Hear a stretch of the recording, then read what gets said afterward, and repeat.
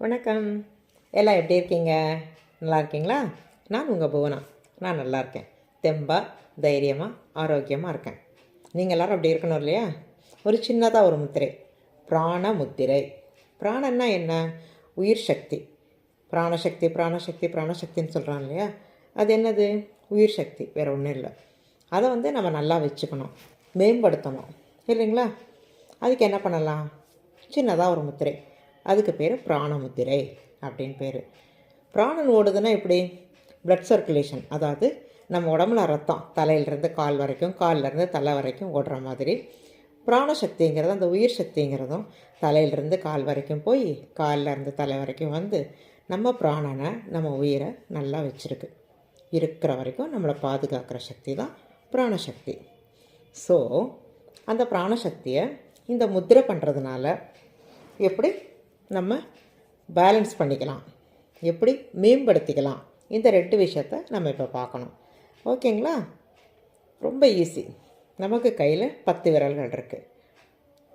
பெருவிரல், அடுத்து index finger, இது 2ஐயும் சேர்த்துக்கிட்டு, அடுத்து இதையும் சேர்த்துக்கிட்டு நடுவிரல், அதுக்கப்புறம் இந்த விரலையும் சேர்த்துக்கிட்டு மோதிர விரல், குட்டி விரல் பாப்பா விரல் அதையும் சேர்த்துட்டு, இதை 5ஐயும் சேர்த்து வரும்போது நமக்கு பஞ்சபூதங்கள் எல்லாத்தையும் ஒன்றா சேர்த்து உயர்வான ஒரு சக்தியை பெறோம் நம்ம, இல்லைங்களா? இது ஒரு சந்தோஷம். இதை பற்றி இனி ஒரு கிளாஸில் நான் சொல்கிறேன். இனி ஒரு சமயத்தில் நம்ம இதை பற்றி பேசுவோம். இப்போ பிராணமுத்திரை உங்கள்கிட்ட சொல்ல வந்தது. முதல் கட்டை விரலை இந்த 2 விரலையும் விட்டுடுங்க. விட்டுட்டு மோதிர விரல், சுண்டு விரல், இந்த 3 அப்படி நுனிகளை தொடுற மாதிரி வச்சுக்கணும். தெரியுதுங்களா? இந்த 2 விரல் நடுவில் இருக்கிற இந்த 2 விரல்கள், நடு விரலும் நம்ம சுட்டு விரலும் விட்டுறணும், ஃப்ரீயாக விட்டுறணும். இது எப்படி இருக்கணும்?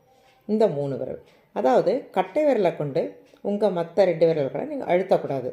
அதே மாதிரி மற்ற 2 விரல்களை கொண்டும் கட்டை விரலை அழுத்தக்கூடாது. ஃபெதர்ஸ் டச், அதாவது ஒரு மயில் இறகு, ஒரு பறவையினுடைய இறகை தொட்டால் எப்படி இருக்கும், அந்த டச் இருக்கும் பாருங்கள், அந்த மாதிரி சாஃப்டாக இருக்கணும். இவ்வளோதான். சரிங்களா? இதை நீங்கள் உக்காந்துட்டு மடியில் வச்சு இப்படி செய்யலாம், நின்றுக்கிட்டு செய்யலாம், நடந்துக்கிட்டு செய்யலாம், படுத்துக்கிட்டும் செய்யலாம். எந்த பொசிஷனில் இருந்தாலும் நீங்கள் செய்யலாம். எப்படி செஞ்சாலும் உங்கள் பிராணசக்தி மேம்படும். உடலில் ஆரோக்கியம் மேலே மேலே மேலே மேலே கூடி வரும். இந்த முத்திரைக்கு நம்ம என்ன பேர் சொல்லுவோம்? பிராணமுத்திரை. இது நம்ம எதை காக்குது? பிராணனை காக்குது. ஸோ 24/7/365 நம்ம வாழும் நாள் வரைக்கும் நம்மளை காத்து கொண்டு போகுது. ஒரு நாளைக்கு குறைஞ்சபட்சம் ஒரு 20 நிமிஷம் அதை செய்யலாம். இந்த மாதிரி 40 நிமிஷம் மேக்ஸிமம் செய்யலாம். நீங்கள் எப்போ தோணாலும் செய்யலாம். இதுக்கு ரெஸ்ட்ரிக்ஷன்ஸ் எல்லாம் எதுவுமே கிடையாது. இந்த மாதிரி சரிங்களா? சரிங்க. இதனுடைய பலன்கள் என்னென்னா, உங்கள் உடம்பை எப்போ ஆரோக்கியமாக வச்சுருக்கும். நல்ல இரத்த சுத்திகரிப்பு நடைபெறும். ரத்தத்தில் எங்கே பிளாக்கேஜஸ் இருந்தாலும், அதாவது எந்த இடத்துல அடைப்பு இருந்தாலும் அதை சரி பண்ணி கொடுக்கும் நமக்கு.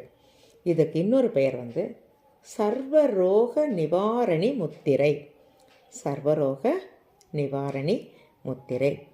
தலைவலி இருக்கா? இப்போ தலைகிட்ட அந்த பிராணசக்தி ஒரு இடத்துல அடப்படுது அப்படிங்கும்போது என்னாகும்? தலைவலி வரும். அதே மாதிரி கழுத்துக்கிட்ட ஒரு இடத்துல இப்போ கழுத்துக்கிட்ட வலி வரும்.